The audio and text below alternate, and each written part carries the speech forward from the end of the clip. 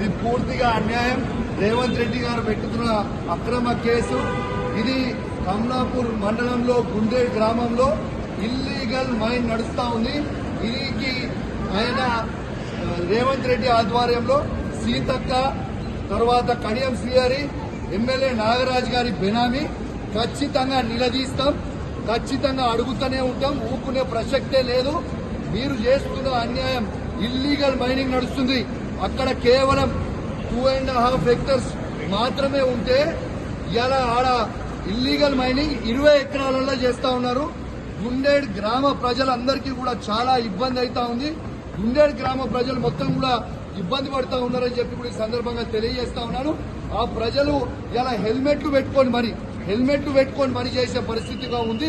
ఇలా ప్రజలందరూ కూడా గమనించాలి. ఇలా రేవంత్ రెడ్డి గారు చేస్తున్న అక్రమ అరెస్టులు, అక్రమ కేసులకి నువ్వు రేవంత్ రెడ్డి గుర్తుపెట్టుకో. నువ్వు ఎన్ని కేసులు పెట్టినా, ఎన్ని బెదిరించినా భయపడేది లేదు.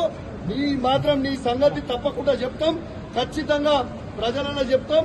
ఖచ్చితంగా చెప్పే ప్రయత్నం చేస్తాం. జై తెలంగాణ, జై కేసీఆర్.